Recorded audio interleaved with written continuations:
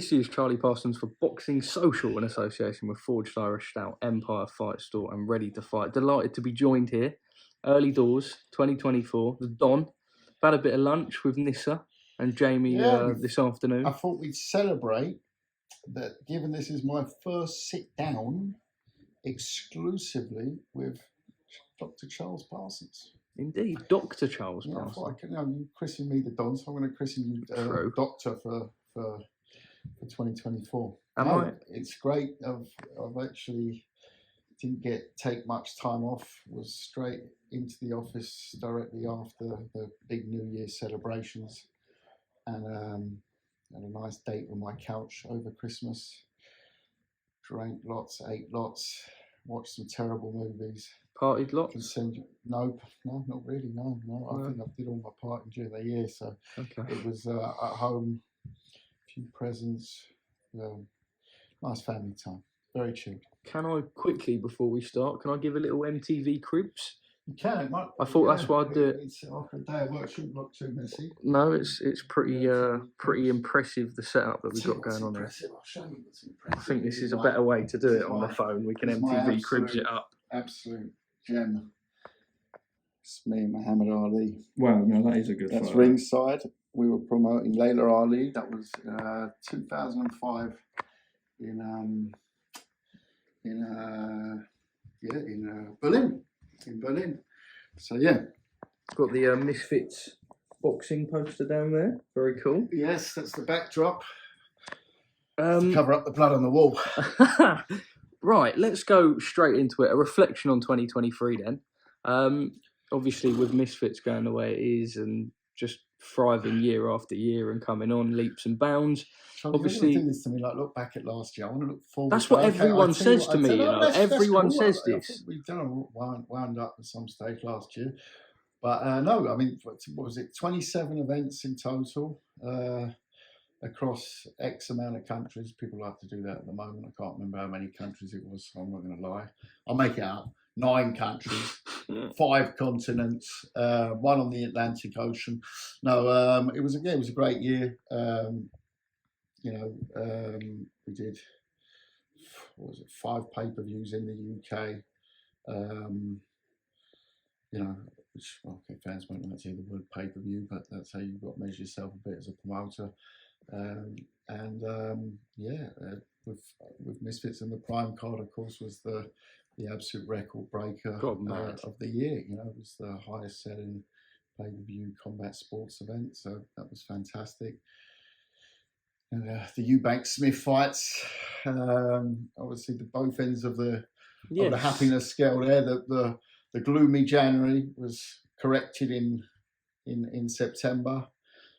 Great end of the year, Josh Kelly, who was going to have a massive 2024 as well. Harlem Eubank coming through. Lyndon Arthur obviously getting that shot, becoming IBO world champion in dramatic fashion. Then going on and having that very, very tough fight against Bivol. He did hurt him.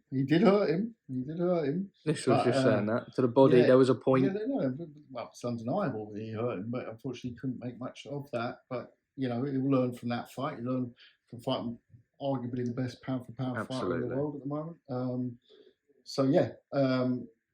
Chloe Watson becoming European champion. All the different Channel 5 events, the DAZN events in traditional boxing as well were great. And then, of course, you've got to talk about the rise of the Misfits empire. Is it going as planned? I mean, I suppose to an extent, when I say as planned, how can you plan? Because you don't know, because it's mad. And look, this time last year we were celebrating, a 5-year broadcasting deal with DAZN, the home of boxing. Taking on Misfits, and I think they've been delighted with it. We've been delighted with it. We've really broken all expectations last year. I didn't expect to do the Prime card with that amount of buys. I mean, rarely seen that number on a pay-per-view sheet after an event. When I say rarely, you have to go back to Hay Klitschko or something, past events we've done, and to see that sort of number. And hoping this year to do one of those in traditional boxing as well. Okay. and a couple more in Misfits. So a couple of prime cards planned for this year. A couple of Super Bowls for Misfits again. One in the UK, which we're actually working on at the moment, and one in the US. So lots of things to go on. Create more stars, and have a great year in boxing. It's like Marmite for the boxing fan, so I suppose we'll go into that to the latter side exactly. of the so interview. Yeah. But I enjoy it. I mean, I want to discuss it, but we can understand. I mean, not for start everyone. with traditional. To the Misfits, and the people who don't want to listen to it can just turn off. Chris Eubank Jr. He seems to be living the life out in Dubai at the minute. He does. Fantastic hotel room I saw on Instagram. My God, I know. And then a jacuzzi or a pool with a view of the palm. Something like that. It was snowing outside. I'm sitting there. I know. Almost snowing. Yeah. UK snow. I saw 3 flakes out the window. Yeah. What is the situation with him then? Because we were not so much from you, but we did hear time and time again about the Conor Benn fight for February at Tottenham Hotspur Stadium. Didn't materialise in the end. On Eddie and Frank's point of view, it was just that the figure that Eubank was asking for was just astronomical, and they couldn't get close to it. Just your reflection of events, because it just sort of it was happening, and then the deadline kept being pushed back. I mean, what's your side to it all? I think at the end, they're going to have their take on it. I think the parties, there were 4 parties involved, couldn't make it work. Not really much more to say on it. For me, it's 2024 now. I want to talk about other things, but to wrap it up, my line hasn't changed. I think I was the first one to break the news, and when I broke it, I said, it's as simple as that. It's a business deal, and then that. In business deals, sometimes you can't make it work financially. I'm not going to go into the detail of why it couldn't work financially. It just couldn't work financially. Everyone tried. I think from all 4 sides, everyone wanted it. But at the end of the day, that it could be made financially at that time. Kalle, just on that then, just lastly before we move on to Chris as a whole and options that he's got, they've said that they're hopeful of that fight happening now in the summer, but no talks or initial discussions have been made. We understand he's fighting Peter Dobson in Vegas in February. I believe that's just over that 147-pound catch weight. But when I spoke to Conor, he said the fight's dead for him, but obviously fighters, can be emotional and say things they don't necessarily mean or stick to. Just on your side, do you still have hope to stage that fight? It's business, no emotions. I mean, if there's a way of making it work, it will happen. Not committing to anything there. I think we're having talks with Junior generally about what's happening in the future and the year, what's happening there, what's happening next. So we're not going to go into that. I'm not going to talk about that until I actually know yourself. Lots of interesting things happening in that space. If you look at I'm going to call it the middleweights, and I'm going to get shot down for that because I'll play how Conor Benn's not middleweight. Okay, let's call it around the middleweights. Josh Kelly also isn't a middleweight, but I think if you look at Eubank, Benn, Josh Kelly, Kell Brook. I'm going to say Kell's put out something today. Kell Brook, who's we've spoken to as well, is obviously a great name. Liam Smith, great name. You've got a lot of UK fighters. Talked about Billy Joe. I simply haven't mentioned him because I don't know where he's at in terms of boxing and his weight and stuff. He's also, big name in British boxing and a fantastic fighter. They're all fantastic fighters, and they're all good names. So it's a very interesting space that, again, take it with a pinch of salt, that middleweight area on the domestic scene. Just on terms of, we heard that there was negotiations to fight for the IBO, and then he came out and said that he wanted the Janibek fight. Did anything ever come of that? I mean, like I said, we're talking at the moment about all sorts. So that's something that we'll do behind closed doors, and then have he's the one boxing, so it will be marching orders off him what he wants to do. As simple as that. obviously that Smith fight, not ages ago, but sort of you don't want to get to the point where you're inactive again. Do you have an ideal sort of time frame as to when you'd like to see him back in the ring, regardless of opponent? I think we'd all like to see him in the ring tomorrow. Yeah. Everyone enjoys watching him for one reason or another. Chris is someone who polarizes, and people, boxing needs people like that. Needs people that you talk about, whether you like him or don't like him. Doesn't really matter as long as you watch him. Yeah. And that's something that we'll take those option discussions behind closed doors and work on it from there. But for right now, there's a lot of interesting things out there. That's all I can really say. I going back to it now, the tweet you put out before Christmas about the IBO situation. I said it straight away when it came out. I get it. I get the frustration. I think everyone was frustrated, and by the way, promoters, we can get frustrated. It's part of our job. Yeah. But as a boxer, you're going to get more frustrated because it's your sole career as a boxer. Obviously, you can have careers outside of boxing, but it's that path. So when something doesn't happen that everyone wants to happen, and there's things going on, the frustration kicks in. I totally get it. Don't take it personal at all. That's the way I see it. Before you ask that, no. I actually wasn't going to. Oh, really? So you I should have just shut my mouth then. I know. We'll take that out of the interview. Let me ask you then. There was a weird thing that came out recently from USA Boxing, and everyone's been making their say on it regarding transgender athletes and specifically fighters. Now, I caught up with a couple of the names in the sport, and also I think in boxing we just have to be transparent with it and I don't know, not giving my opinion as such, but everyone seems to share the same thing. We've seen fighters like Michaela Mayer come out and voice their opinions on it. What did she say? Just that it's unacceptable and that women won't stand for it, etc. I think the ruling on it was that a born man would be allowed to fight a born female, regarding as long as their testosterone levels. Just stop, because I'll get to two parts. The first statement. If you say a born man is going to fight a female, and I appreciate that it's a politically sensitive area, but we're constantly asked about the safety of boxing, etc. No, absolutely not. Right?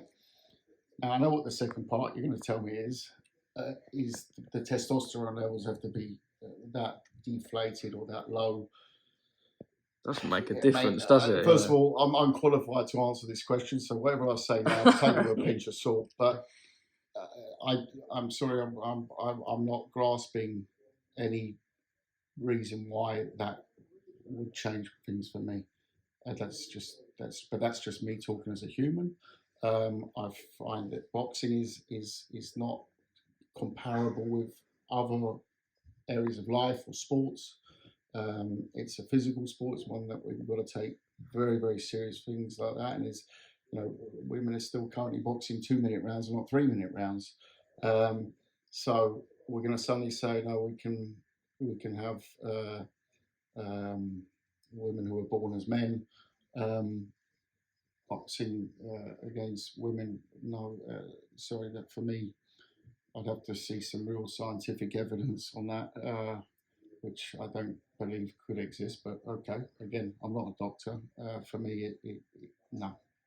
Funny you say that, because obviously there's been a big debate about it happening on a couple of occasions on other sports. I think there was a transgender medalist at the Olympics in weightlifting, and we've seen it like here and there, swimming, I think, as well. And that was transgender at weightlifting. Was it a woman lifting with the men, or the men with a man lifting with a woman? A born woman. No, born man to woman.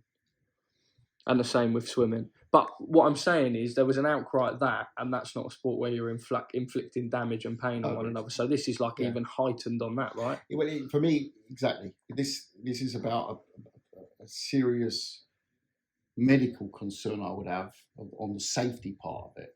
so it's different to saying, oh, it's unfair because it gives a competitive advantage. The competitive advantage in boxing is very different to one in weightlifting. Again, love weightlifting, so and I mean that genuinely. I love it. I love doing it, and I like watching it. But that's a competitive advantage that leads to a victory or a loss. Yeah. In boxing, not being ironed out, a loss can be a dramatic, fatal. Yeah, exactly. So I just don't believe that it's an area that I would mess around in. That's my personal take. No, fair enough. I think a lot of people in the sport reiterate that, but obviously something that still needs to be discussed. No, and I think as many of the heads... Let's not beat around the bush. It's not needle about it at the moment. There will be people saying... But is there even any demand for that? It's a society thing at the moment. Now, that's a completely different discussion, and certainly one that we shouldn't have on here.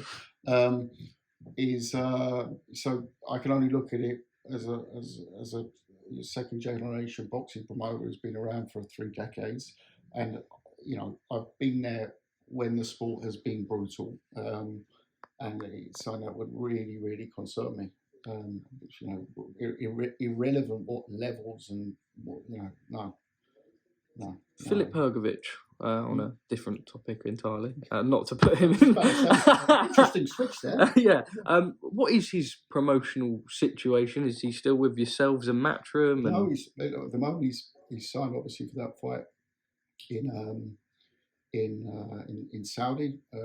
Rather short fight, but fight in Saudi, and he signed that, and we'll see where the year takes us. We're very close with Filip, obviously, since the amateurs. In boxing, it always depends on circumstances. There's certain fights where we would be called to be involved, and others where we're not. So I just take it like that. And he's almost part of the family, Filip. So I wish him, much success in his next fight. But yeah, we'll be talking.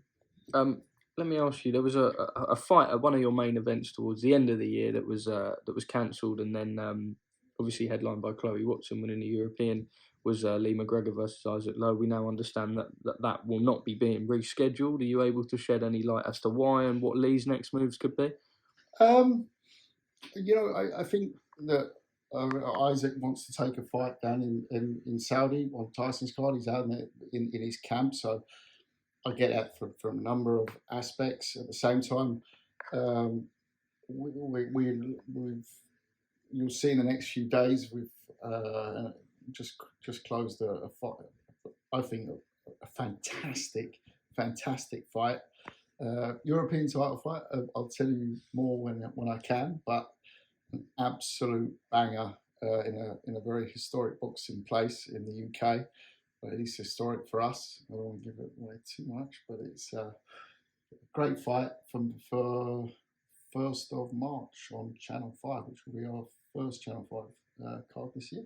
Okay. So yeah, lots of, we've only got that many spaces on Channel 5, and Lee's a big part of Lee McGregor's a big part of our plans this year as well. So, we'll smoke on my face and everything. We've got some good things in the pipeline.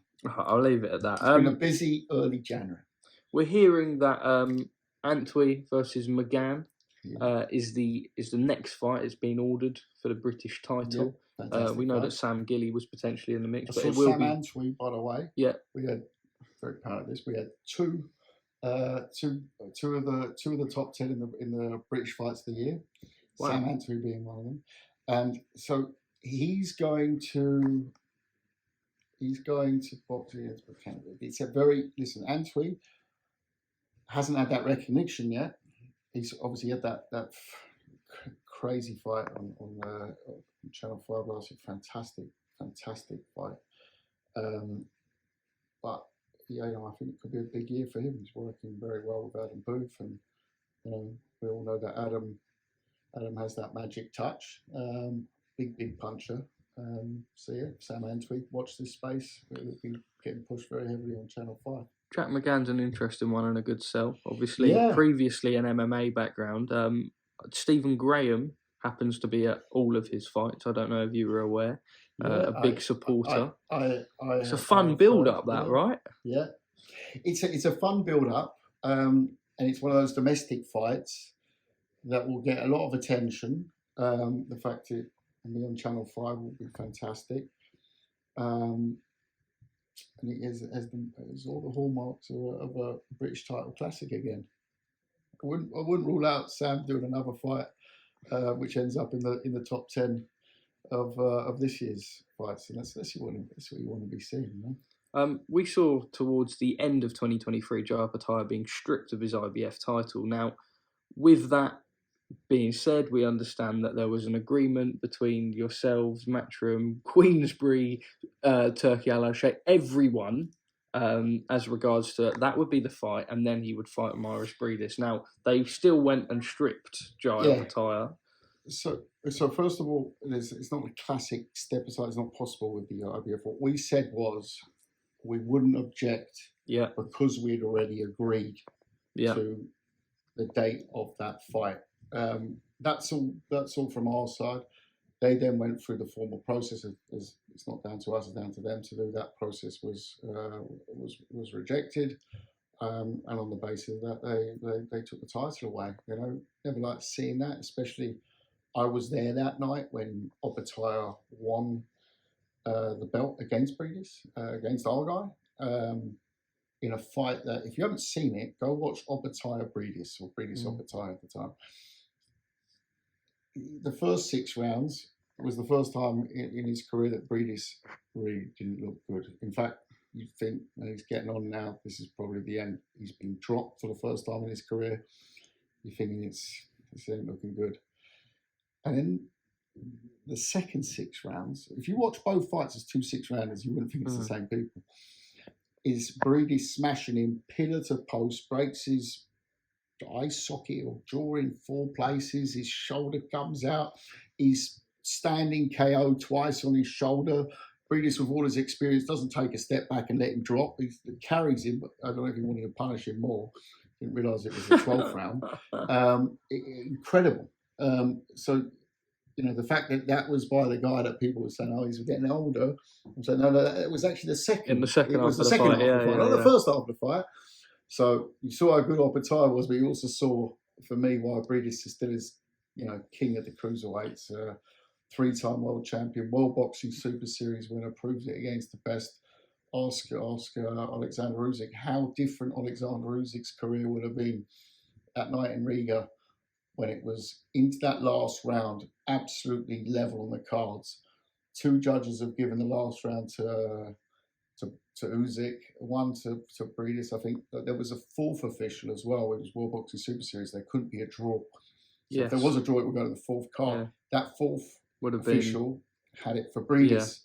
It was so close. And you know, I personally did have it draw. And many had it for Briedis and many had it for Usyk. So it was you know, it was one of those, you see the level of Briedis, and you know, he's raring to go. Ramirez is the yes, that's what I was going to ask you.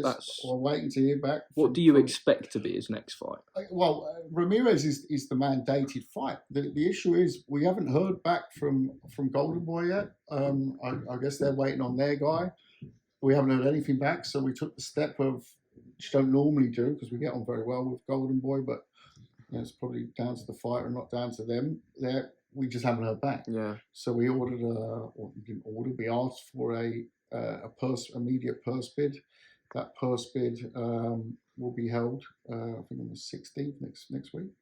That's what it is right now. You know, things change quickly in boxing, but right now that's what it is. So, you know, it's on paper a very good fight for the vacant belt. But that cruiserweight division is getting interesting again, isn't it? You know. You mentioned the WBSS. I was just saying earlier when we were eating, like I wish I was involved in the sport when that was a thing. That must be your dream to bring that back. My last, I had a call with them actually, fun enough, yesterday morning, and you know, they're part of a very big sports and entertainment company based in Switzerland. They're looking at constantly looking at new ways of bringing it back. They want to go in with something a bit wider and bigger, which sounds fantastic. Some of the plans they have. You know, I'm sitting there like a kid in a cancer, waiting for them to say, you know, let's do this again. So, you know, I'm hoping, and I think that they're so behind the project that I'm sure we'll see one again. And also, I'm sure we'll see one again very soon. I think they're working on the right way of doing it. And you know, it gave so much pleasure to boxing fans. You know, it wasn't the fights happening. It was like the fights that it made. Yeah. Remember one year there was 5 ESPN Fights of the Year global boxing. It was number 1 was Inoue versus Donaire, and I think number 3 was Taylor versus Progress. You couldn't make it up. It just showed again, when you put the best versus the best together in boxing, it's the most beautiful sport in the world. And the Ali Trophy came prestigious. Yeah, the old Ali Trophy. The fact that it was you know, nothing against the big ABC belts, of course. You know, love every boxer dreams of having that around the waist, but it was that crowning something moment. Else, yeah. Yeah, no, it was a crowning moment of not only being a unified champ or having the Ring Magazine belt. It was that moment of I am the best, and there's nothing you can say against it. Whether it was Inoue, whether it was Usyk, whether it was Briedis, whether it was Josh Taylor, whether it was Callum Smith. And the fights there to go and get it. You know, I mean, Inoue, you know, he's knocked out everyone in seconds. And then he has that final against Donaire, you know, life and death, back and forth. You know, it's hairline stuff, you know, an incredible fight. You know, mustn't forget, he travelled the whole world. Tokyo, Moscow, okay, that wouldn't happen today. But, you know, London, Jeddah. You know, talk about Saudi. The first big boxing event ever in Saudi Arabia was the World Boxing Super Series. You know? Yeah. And it was, I've got to say, when I got there, I wasn't sure what to expect. It was phenomenal. It was phenomenal. The arena, the locals, great atmosphere. It was really, really, really fun to do down there. Kalle, obviously a fight that made boxing fans say an awful lot was Tyson Fury when he fought Francis Ngannou. Now, Tyson Fury, whether you put it down to Francis Ngannou being a lot better than we thought, or whether it was genuinely an off night from Tyson Fury, or both, which it very well could be. We saw Deontay Wilder lose. We know that they wanted to do Joshua Wilder. After years of speaking about typical, I know. Now, obviously, Anthony Joshua versus Francis Ngannou. There's still a bit of criticism, but given the performance on your side, how do you see it? Given the performance, I wasn't. Well, first of all, I wasn't critical of Fury and Ngannou. You know, first time in boxing, Ali did it. You know, it was billed as an exhibition fight. Certainly was an exhibition fight when he put him on his backside. I mean, Tyson is, for me, until he's beaten, the king of the heavyweights. It's as simple as that. It's as simple as that. He's the lineal champ. I don't know how to define that, but he is the person to beat. Since he beat Klitschko, not even after he's come back. The man who beat from that. He's had a few comebacks, but he is the man to beat at heavyweight. End of. And that's not saying anything against all the other great heavyweight fighters. AJ, what a job he's done for boxing in full stop. Especially in the UK, but full stop. I mean, I was recently at the airport in Germany. There's Anthony Joshua and Hugo Boss stop. Yeah, everywhere. So Under Armour. I was in Chicago. There's Anthony Joshua up there. You know, so he's been a global ambassador. But the man to beat at heavyweight is Tyson Fury. And February 17th, we're going to find out. What do you think? I think Fury wins. Yeah. I think you have to see a much. Well, actually, I think that Fury has off nights. We saw against Otto Wallin, but he's not going to have an off night. No, I've heard he's down there in camp already. Yeah, by all accounts, he's looking very, very good in training. But Tyson, he's made for these big occasions. You know, I remember when he fought Wilder 1, 2, and 3. You know, for all different reasons, he was, being written off. I mean, the second demolition job of Wilder. You could even say the third fight was a bit of an off night because he let him in so many times. It was a proper slugfest, wasn't it? Yeah. But after the second fight, he was, for me, he showed how to beat Wilder all day long. On Wilder, yeah. So I mean, what do I think of AJ and Ngannou? In fact, I'm more excited than I was for the Fury one because of how it was. It was like, so okay, how's Ngannou going to even box? You know, yeah. Like, but he don't look good. You know, and you know, you can lock people for a lot of different things. When the WBC put him in the ranks, people said, "Oh, well, how can you put him rankings after one fight?" Well, if you read their rules, actually, it does make sense because it's in combat sports. What's your experience in? And you know, you've got MMA, and it is a combat sport, and he's been very active and he's been very successful. So he's just put down Tyson Fury in a highly debatable fight. That's what it is. So yeah, he deserves that place. And you know, listen, he can really punch, and AJ can really punch. How does it go? Do you think? You know, I think AJ wins. Yeah. But would I put my house on it? Absolutely not. No. I wouldn't put I was going to say I wouldn't put my car. I wouldn't put my bike on it. Right. So I don't have a bike, but I wouldn't put my best pair of trainers on it. Okay.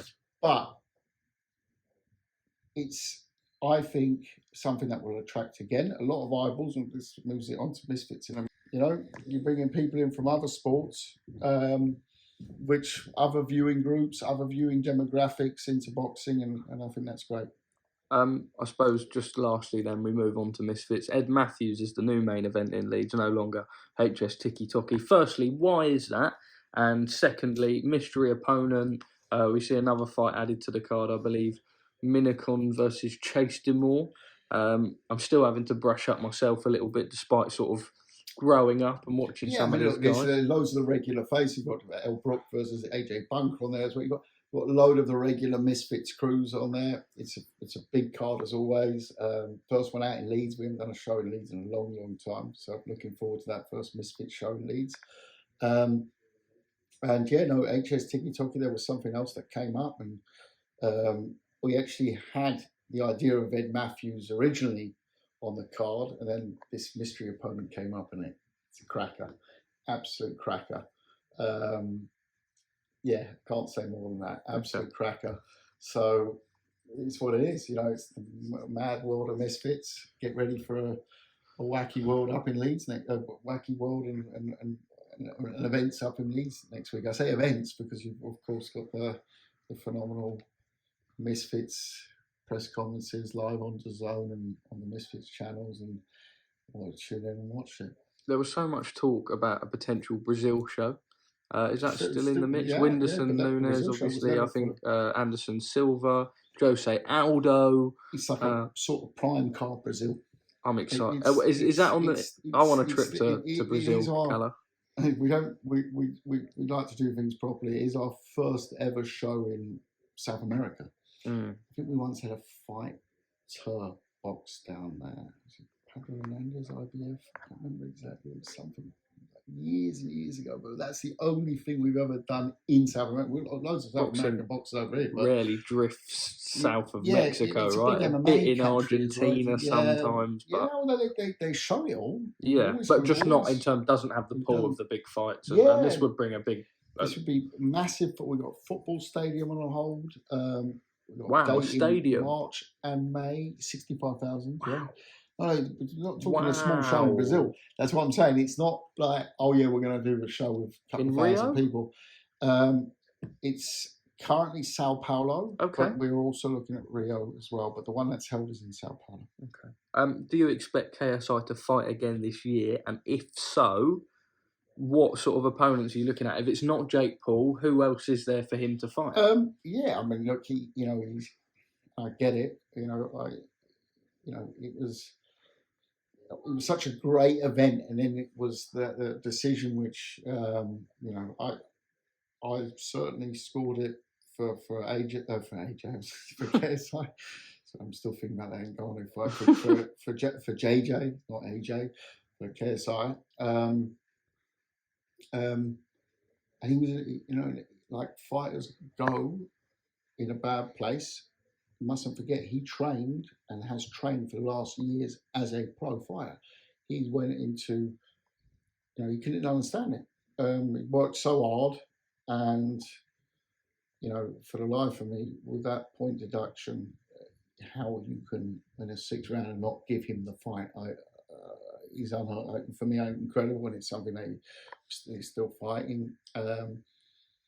But he took it real bad because he is obsessed with winning and has that mindset of a winner, and you can't knock him for that. So he's taken some time off. I think he's back in the gym last week, and I've seen him for the first time actually in a while. Next week up in Leeds, he's super excited about Leeds, and I'm sure, being the fighter he is, he will, he loves this space. And there's a couple of names that we can't talk about right now, new to this space, but definitely not new to any sort of viewer, because they're the household names. There's 2 of them, and they said we've got big plans for 2 very, very big cards this year. I can't say further than that. And yes, of course, that Jake Paul fight is. You believe that still happens at some point? Certainly. Jake Paul. Is it like an ego thing? Do they have to put egos to one side? And he's trying to go down the almost traditional pro route, fighting on Serrano's undercard. Yeah, it's like you can't make it up. You've got a fight there where he could make, I don't know, anything between 30 and 100 million. Yeah? Could that ever go to Saudi? I'm sure. Listen, if KSI Jake Paul happens, it could go to the moon. Yeah, it could go anywhere. It could go anywhere. So, we'd love to do it in the Sphere in Vegas or Wembley Stadium or something. But ultimately, yes, it could go anywhere. But I think it will happen when the time's right, as it is in traditional boxing. By the way, it's such a huge fight that we saw the numbers on the prime card; they were record breaking. But what that fight would do is just unheard of. Well, Kalle, top man, final message to the people ahead of 2024. Yeah, I think roll your sleeves up, whatever it is you're doing in life, and attack the year like no other. That's the attitude I've taken into the new year. We'll all have our ups and downs during the year, and especially in those downs, remember the ups always come. Roll your sleeves up and get it done. The Don, top man, thank you for speaking to us at Boxing Social.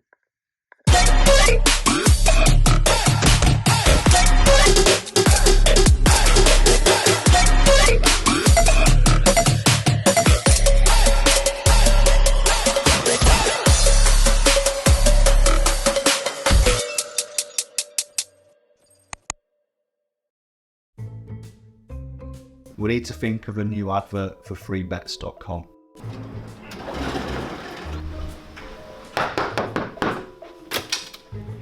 Get your best betting offers from freebets.com. Yeah, that'll do. The following deals are now live.